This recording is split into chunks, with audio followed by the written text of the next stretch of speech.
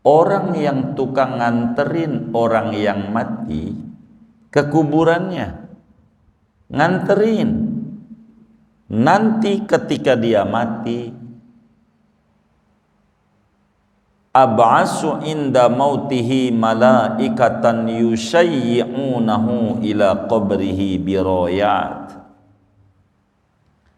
Nanti ketika dia mati, aku akan kirim malaikat yang banyak, yang masing-masing malaikat membawa bendera, beda-beda grup, ngiring orang yang dulu di dunia ngiring orang mati, diiring, dikawal oleh malaikat yang banyak, yang nganterinnya banyak, menuju ke kuburan orang yang ngiring itu di dunia. Maka berbahagia orang yang tukang habis nyolatin, ada waktu nganter aja ke kuburannya, nganter sampai kuburan.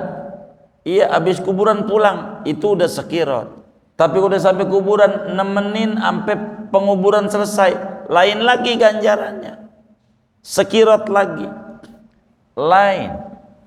Ini mau nganter doang, yang itu pulang. Kalau nganter terus lagi sampai kelarnya pemakaman, beda lagi. Ini cuman nganter menuju ke kuburan, habis itu pulang. Ganjarannya nanti waktu kita wafat, kalau kita hidupnya demen nganterin orang yang mati, nanti kita wafat banyak yang ngiring jenazah kita. Yang kayaknya orang kelihatannya tuh orang penuh banget, belum tentu orang. Itu malaikat yang berwujud orang dengan berbeda-beda pakaian. Di sini dengan berbagai macam bendera, modelnya lain-lain. Kok rame? Itu bisa malaikat yang mengawalnya, karena dia dulunya demen nanem ngawal orang yang mati. Gede ganjarannya. Berbahagialah orang yang demen menghantarkan orang yang meninggal dunia. Begitu. Nyolatin lain, satu kirat nyolatin, nganterin lain, dikubur lain. Nabi sampaikan. Sampai Sayyidina Abdullah bin Umar bilang, saya rugi banyak. Betapa ganjaran banyak hilang sia-sia, saya kurang ngerjain kayak begini. Begitu. Berbahagialah muslim yang demen bila ada orang wafat, demen nganterin sampai ke pemakaman. Ikut aja bila waktunya luang. Kenal ataukah tidak kenal yang mati itu, waktunya diikut aja nganter. Apatah lagi kalau kita kenal. Begitu nanti kita mati, Allah bakal kirim malaikat yang nganterin jenazah kita ke kuburan. Bahkan summa ilal mahsyar, bukan saja sampai ke kuburan, nanti setelah bangkit dari kubur akan ada yang ngawal malaikat banyak sampai padang mahsyar, sehingga kita tidak ada keresahan dari bangkit dari kubur menuju padang mahsyar karena dikawal oleh orang banyak. Betapa tingginya nilai daripada menghantarkan jenazah itu, saudara-saudara sekalian. Kemudian Nabi Musa bertanya lagi kepada Allah, "Ay Rabb, Duhai Tuhanku, ma li mu'azzi syakla minal ajri, ya Rabb, ganjaran apa yang dipersiapkan untuk orang yang menghibur orang berduka? Apakah orang karena kematian lalu kita takziah, ataukah orang karena apa saja musibah dunianya kita hibur, kita beri motivasi, kita beri semangat, apa aja kita besuk, kita tengok orang yang kena musibah. Apa ganjarannya orang yang takziah itu? Kata Allah, udhilluhu fi dhilli yauma la dhilla illa dhilli. Nanti di akhirat yang kerjaannya tukang menghibur orang yang berduka, orang yang terkena musibah, maka orang yang menghibur itu akan aku naungi, kata Allah, pada naungan arsy Allah, pada hari yang tidak ada naungan kecuali naungan Allah, hari akhirat, di mana matahari tingginya 1 meter di atas kepala hamba-hamba dan buminya dari perak, nggak pakai sendal, panasnya kayak apa? Orang kelojotan 3 tahun didiemin kayak begitu. Sampailah pada ada yang mandi keringat, ada yang setinggi mata kaki, lutut, paha, pinggang, leher, sampai tenggelam. Tapi orang yang suka menghibur, orang yang berduka, maka dia enggak mendapatkan kepanasan pada hari kiamat, karena dia tidak di dunianya enggak jadi kompor. Begitu, ini ada orang berduka malah ditambah-tambahin yang bikin dia puyeng sama dia. Ini enggak boleh. Kita bikin adem, maka bila kita bikin adem, maka kita nanti balasannya dikasih adem oleh Allah, karena di dunianya bikin adem. Ada keributan ini, keributan itu, ribut mulu. Begitu, nggak berhenti-berhenti, nasab mulu yang dibahas, nasab.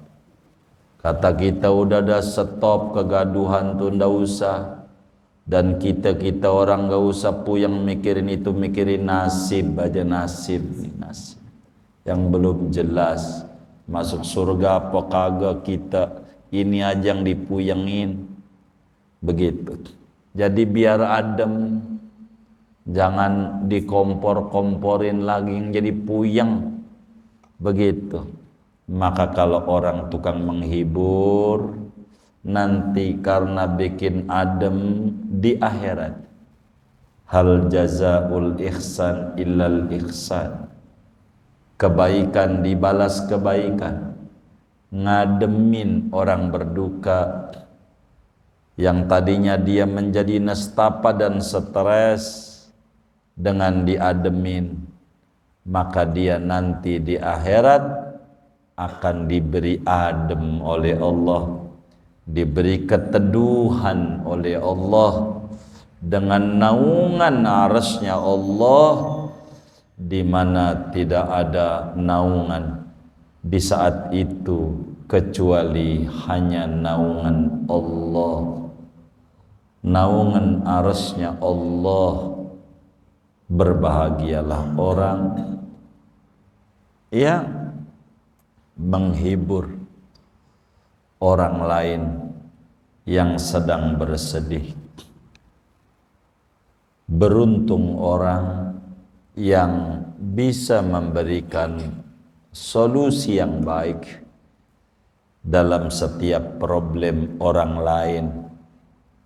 dengan solusi-solusi yang baik, biar ada. Begitu. Hadis berikutnya saudara, dari Sayyidina Anas bin Malik radhiyallahu ta'ala anhu.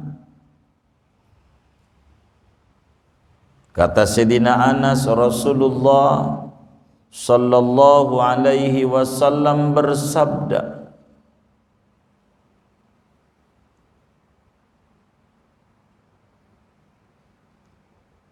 ma tajarra'a abdun qattu jur'ataini ahabba ilallah min jur'ati ghadabin raddaha bihilmin wa jur'ati musibatin yasbirur rajulu 'alaiha. Tidaklah meneguk pel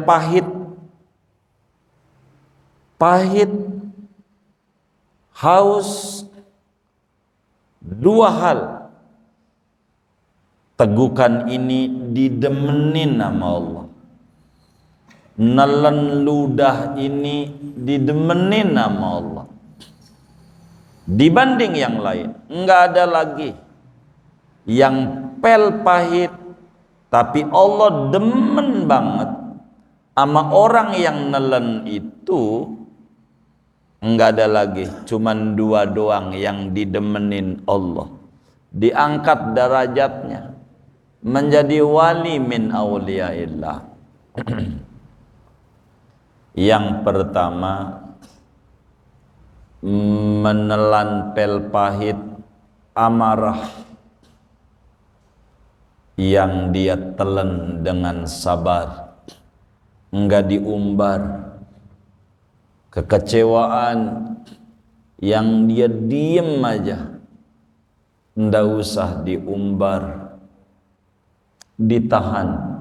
Bisa sih marah, kekuatan juga ada, bisa dikerahin semua kekuatan, tapi enggak, ditahan aja, ditahan. Itu Allah yang kayak begitu tuh paling demen, paling demen orang yang kayak begitu. Mau marah, ditahan, enggak ada faedahnya. Gelas sudah pecah, pembantu kita mau omelin, utuh juga enggak. Kira-kira utuh lagi enggak kalau habis diomelin? Enggak, malah dengan marah apa jadi kata, lu tahu enggak Pak, ini belinya dari Singapura, ama gaji lu mahalan ini. Begitu kata dia, kan menghina lagi. Yang kayak begini, tahan aja, tahan. Begitu. Itu Allah demen. Enggak diomelin juga dia udah berasa. Tapi kalau diomelin menjadi-jadi dia. Dia lebih menghargai gelas dibanding dia kerja sebulan. Gelas kata dia lebih mahal, belinya di luar negeri. Begitu kata dia. Tahan aja. Kalau mau marah, tahan.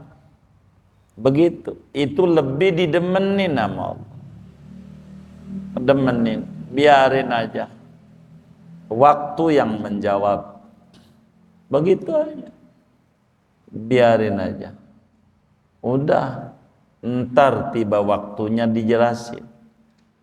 Itulah anak-anak SMA.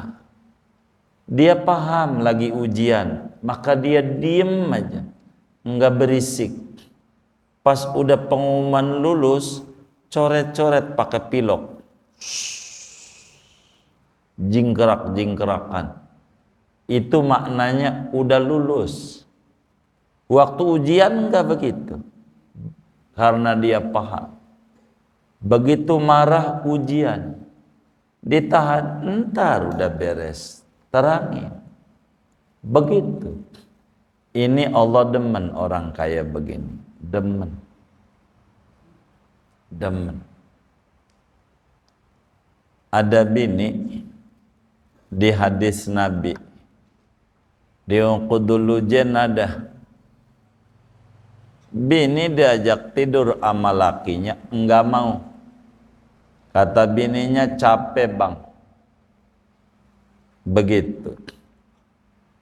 Kata lakinya, gedek. Kata lakinya, lu kagak tahu. Kalau laki gedek, lu dilaknat ama malaikat ampe subuh. Dilaknat.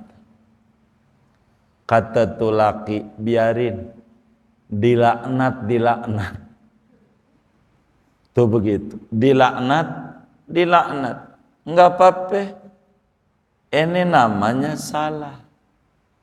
Enggak didemenin yang model begini. Tuh bini, waktu digedekin dia, malam itu mati. Bini belum subuh. Maka kira-kira masuk surga, masuk neraka? Hah? Tuh bini. Masuk surga, masuk neraka kira-kira? Halo, ini kedengeran enggak sih ya? Ada bini diajak tidur sama lakinya enggak mau. Kata Nabi tuh bini dilaknat oleh Allah, oleh malaikat sampai subuh. Maka kemudian ada orang ngajak tidur bini, enggak mau bininya karena capek, lakinya gedek. Kira-kira bini itu dilaknat enggak? Dilaknat enggak? Sebelum subuh mati tuh bini, kira-kira masuk surga, masuk neraka? Masuk surga, masuk neraka? Halo, ini bisa jawab gak ini? Masuk surga, masuk neraka? Ini ditanya dulu. Nabi nih hadisnya, saudaranya memahami aja. Kira-kira tuh bini tuh masuk surga, masuk neraka? Dari mana?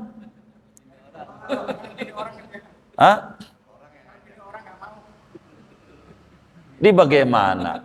Ini dengerin dulu sama ini, karena bapak nggak paham. Saya kalau nggak paham berarti saya ulang-ulang sampai ketemu titik ngerti. Sebab rugi datang ke majelis kagak paham. Maka mulut tuh digunain jawab tuh dapat ganjaran gede dibanding diem bengong. Rugi buat apa ngaji kalau di majelis diem aja begitu. Kata Nabi, siapa suami mengajak istrinya tidur, istrinya enggak mau, maka si istri itu dilaknat oleh Allah. Kita punya bini, kita ngajak tidur sama bini kita colek enggak mau. Capek bang, kita kesel. Kata kita, kan tahu hadisnya, tuh bini kita kira-kira dilaknat enggak? Kenapa dilaknat? Karena enggak mau tidur sama suami. Tuh bini dilaknat. Sama siapa? Sama Allah. Maka tuh bini mati sebelum subuh. Bini siapa yang mati itu? Bini siapa?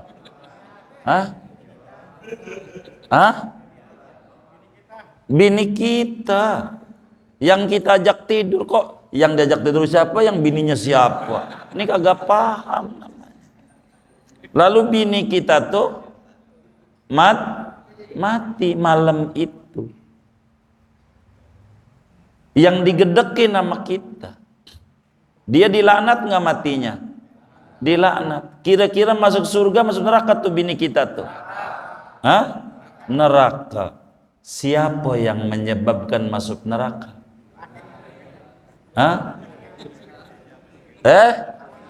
Siapa suaminya? Ya kita. Berarti kita tuh orang bagus, orang buruk. Udah capek ya udah. Begitu. Ini paham apa kagak? Begitu. Biarin aja. Lo digedekin sama Allah. Adu pantat sama bininya. Mati bininya. Masuk surga, masuk neraka?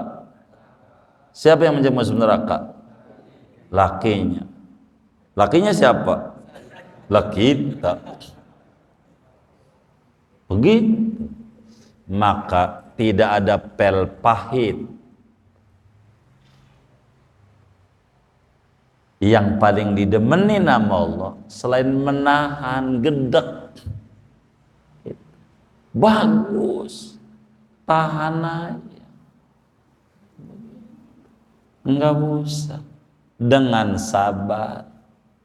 Sian bini kita kalau masuk neraka, kalau digedekin masuk neraka kan sian. Udah masakin masuk neraka begitu. Yang menyebabkan masuk neraka siapa? Suaminya tuh siapa? Lah kita. Bukan orang baik kayaknya suami begitu. Suami yang menyebabkan istrinya masuk neraka, suami baik, suami kagak. Apa begitu.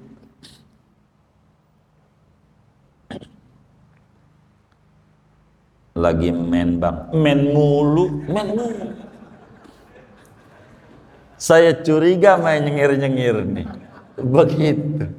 Bahkan begitu, ente nggak usah jawab men mulu, singkap aja, kan bini ente, begitu. Daripada ente diam aja.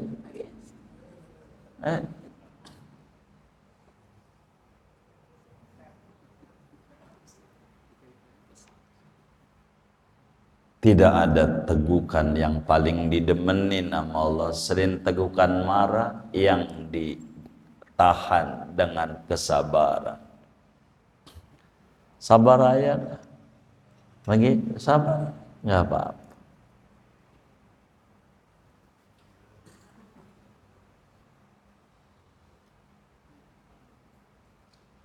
Kedua, pel pahit yang paling demen oleh Allah adalah musibah yang disikapi dengan penuh kesabaran. Jangan terburu-buru, yang sabar. Begitu, sabar. Sebab hidup harus berproses, bukan banyak protes.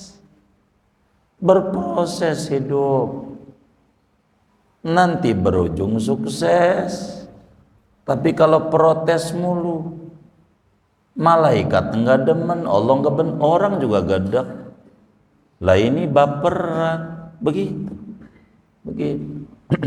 Jangan. Kedua, kata Nabi, ada 2 tetesan air mata yang paling didemenin. Ada 2 tetesan yang paling didemenin oleh Allah. Yang pertama, tetesan darah yang jatuh karena perang Sabil, demen Allah kepada orang yang gagah berani. 2, tetesan air mata orang yang menangis kepada Allah di malam hari, meminta solusi kepada Allah dari musibah yang menimpa dirinya. Tahajudlah malam, mengerti bahwa malam itu waktu mustajab. Maling aja paham, maling kalau malam itu waktu mustajab, maling ngerti. Tandanya orang nyolong tuh banyaknya siang apa malam? Malam. Kata dapat mulu, emang malam mustajab. Kata siapa?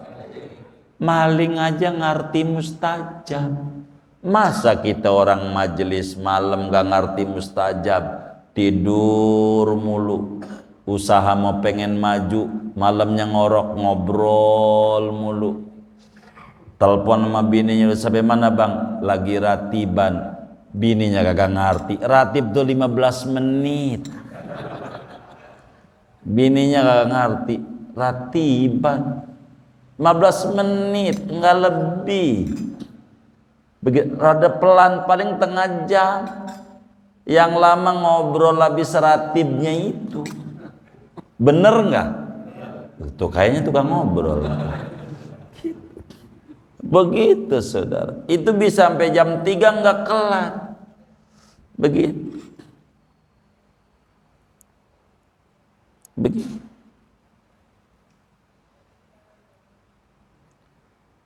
Maka orang yang malam menangisi, yang nggak ada yang lihat kecuali Allah, tangisan itu jangan disebar di medsos, orang nyanggepinnya macem-macem. Kalau sedih tahan aja. Begitu. Kalau disebarin dianggapnya cengeng, dianggapnya begini, jadi ribut. Begitu.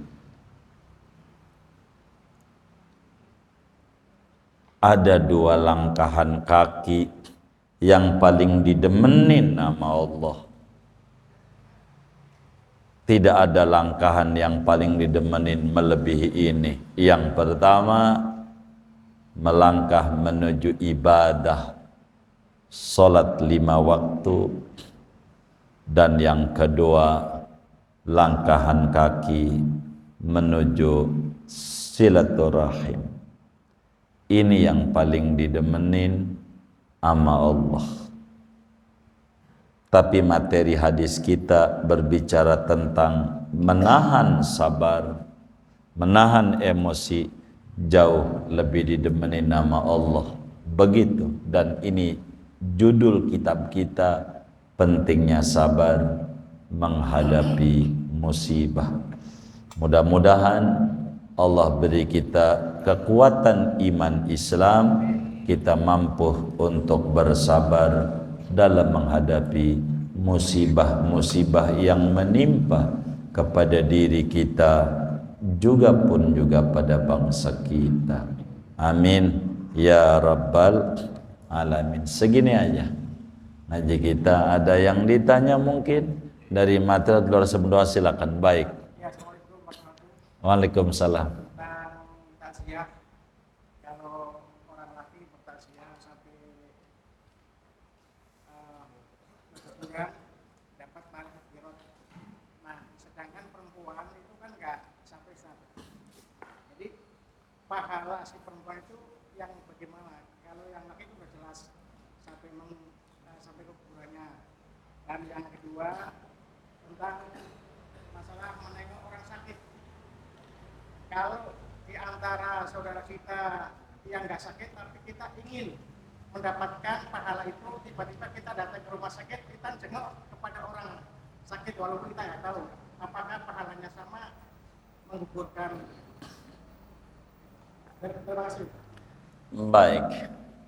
Jadi tadi disampaikan sama ada kenal itu orang yang sakit ataukah tidak kita kenal, membesuk orang yang sakit ganjarannya besar dalam agama.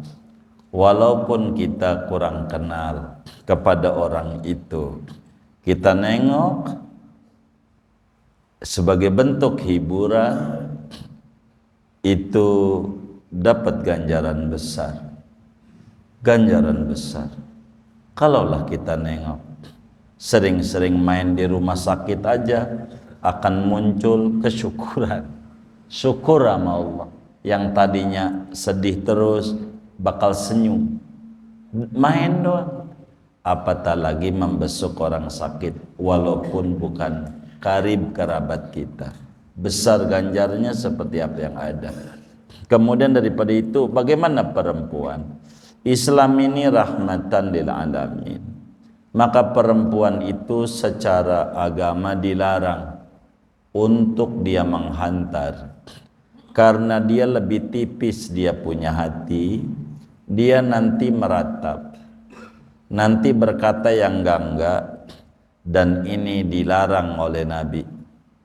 Begitu, bukan umatku yang baik orang yang menampar-nampar pipi, menjambak-jambak rambut, dan menyeru dengan seruan jahiliyah, siapa yang ngasih makan, siapa yang bayarin sekolah saya, dan seterusnya.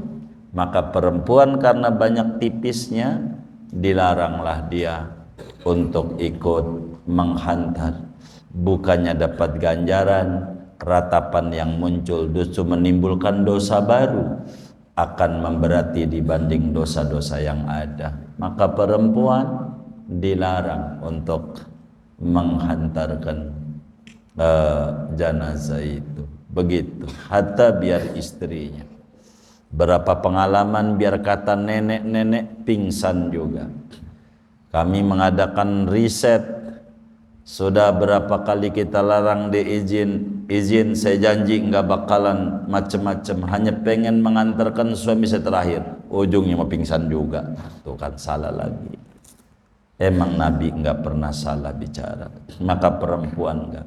Ada banyak ganjaran yang dia dapat di luar yang ini. Jangan dipaksa yang bukan tempatnya. Kurang lebih demikian. Wallahu alam. Pak Rizal, gimana? Waalaikumsalam.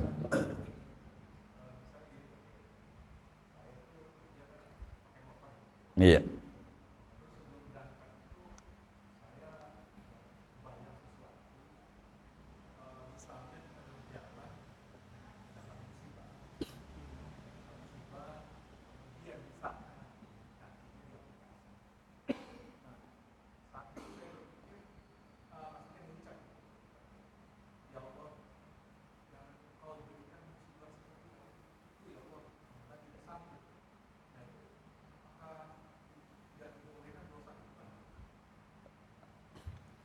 Iya, jadi kalimat itu boleh saja kita ngomong begitu, tapi justru ketika kita dapat musibah kita ucapkan innalillah wa inna ilaihi raji'un.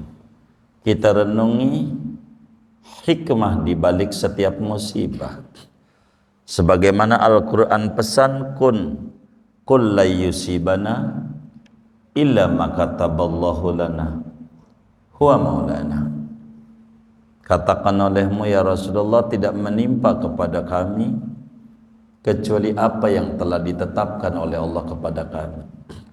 Ketika sesuatu yang sudah terjadi, maka mintalah berikan kami kesabaran menghadapi musibah ini, dan berikan kami futuh di hati untuk bisa mengambil pelajaran dari musibah yang menimpa saya ini, dibanding kita yang lain-lain yang akhirnya terkesan menggugat Allah dari apa yang ada, yang tidak ada faedahnya sesuatu yang sudah terjadi. Begitu, tetap saja musibah terjadi, tapi kita berbicara barangkali ke depannya, itu lain cerita. Karena itu dari musibah yang ada, berikan kami futuh supaya ketemu hikmah di balik musibah yang terjadi ini. Itu yang lebih baik harus diucapkan oleh kita, sehingga nanti akan memunculkan cahaya di batin, ketenangan, mulai mikir ada kesalahan apa di sini pada diri kita. Ibarat contoh yang diungkapkan tadi, apakah kita yang biasanya sedekah subuh hari ini kelupaan? Oh iya, oh mungkin ini. Berarti benar, sedekah itu akhirnya bisa mencegah daripada datangnya bala. Jadi kita banyak mikir. Ketika muncul, minta foto, minta hikmah dari Allah dalam setiap musibah yang terjadi. Direnungi. Begitu. Direnungi. Begitu. Minta sama Allah. Dan Allah, boleh saja kita ngomong begitu, tapi kurang elok sebagai hamba yang disuruh dalam musibah, ya Allah, berikan saya ganjaran besar atas musibah ini, dan berikan saya ganti yang lebih baik dari musibah yang menimpa saya. Itu beberapa doa-doa yang diajarkan oleh Nabi. Imam Nawawi tulis di dalam Al-Adhkar An-Nawawiyahnya. Kurang lebih demikian, Reza. Wallah alam. Silaturahmi kan ganjarannya luar biasa sekali. Langkah kita bersilaturahmi sampai disamaratakan dengan langkah kita ibadah waktu lima waktu. Iya. Silaturahmi yang seperti apa yang menjadi catatan Rasulullah ketika itu dinyatakan dengan sesuai ganjaran itu? Apakah semua silaturahmi? Karena mohon maaf ya, banyak sekarang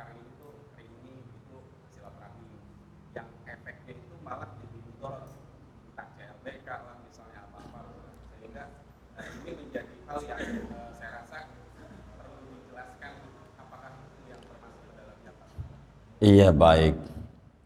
Silaturahim itu ada dua. Ada silaturahim min jihatil qarabah, ada silaturahim min jihatid diniyah. Rahim itu ada rahim kekerabatan dan itu udah maklum adanya, dan ada rahim itu dari segi keagamaan, sebab orang seagama adalah saudara juga. Innamal mu'minuna ikhwah. Iman itu mengikat kekerabatan dari segi aspek agama. Maka silaturahim yang mana? Reunikah? Apa saja, tapi ada menimbulkan madarat. Barangkali ada kasus-kasus, tapi kasus tidak bisa dijadikan indikasi.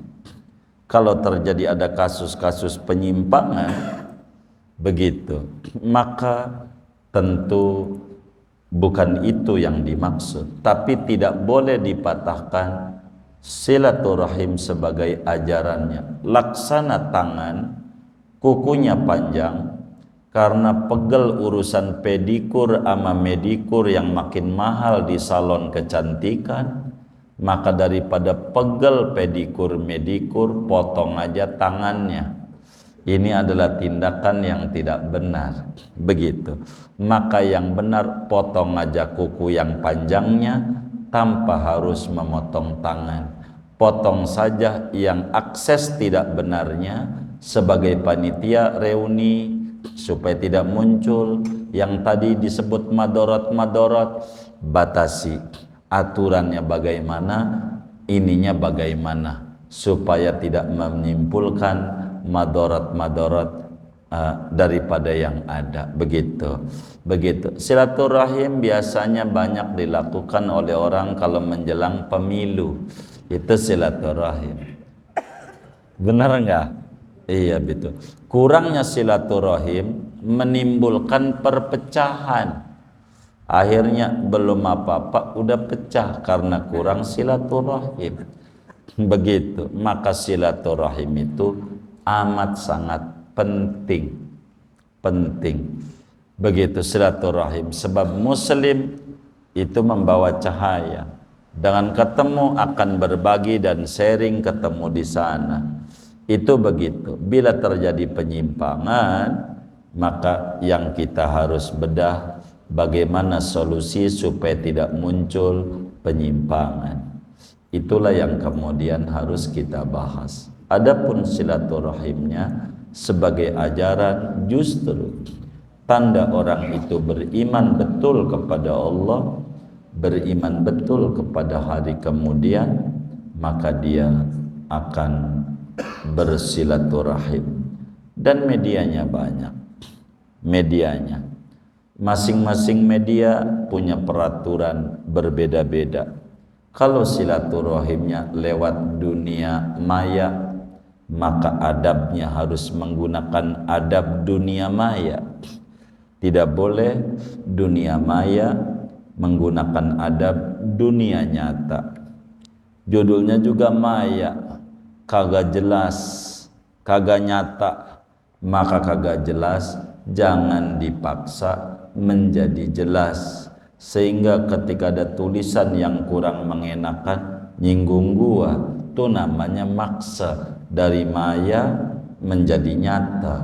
Ini jadi masalah yang kayak begini, menjadi masalah itu kayak begitu. Oleh karena itu ada aturan-aturan yang diatur oleh agama berbicara adab-adab silaturahim, tentu dengan catatan tidak ada menimbulkan kemungkaran. Begitu. Itu diantara catatannya. Imam Ghazali cukup konsen pada bagian ini, pada rubu' muamalah itu, rubu' adat makan. Di sana ada muamalah bersama sesama, mengatur adab-adab silaturahim dan seterusnya. di dalam kitabnya Ihya Ulumuddin, bisa dilihat dan dimurajaah. Kurang lebih demikian. Allah a'lam. Sudah baik, kita baca Fatihah. Ini ada infak dari Madrasatul Quran Nurul Abrar dan santri-santrinya sebesar Rp950.000. Kita baca Fatihah. Mudah-mudahan Madrasatul Quran Nurul Abrar makin maju, makin berkah, makin mengeluarkan santri-santri yang Qurani, rajin mempelajari Quran, menghayati Quran, membaca dan menghafal Al-Quran, dan santri-santri dari Madrasatul Quran Nurul Abrar menjadi hamba-hamba Allah yang bermanfaat, rijalul ghad yang Qurani, yang menjadi qurratu ayun bagi orang tuanya. Bitilkan niat wa da'awat Al-Fatihah.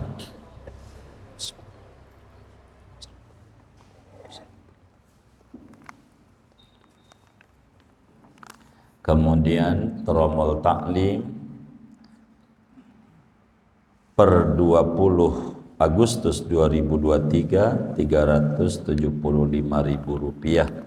Mudah-mudahan infaknya diterima oleh Allah, diganti berlipat ganda, diberikan rezeki yang luas, yang halal, yang barakah, dilancarkan usaha dan ikhtiarnya, diqabul hajat dunia, hajat akhiratnya. Amin. Al-Fatihah.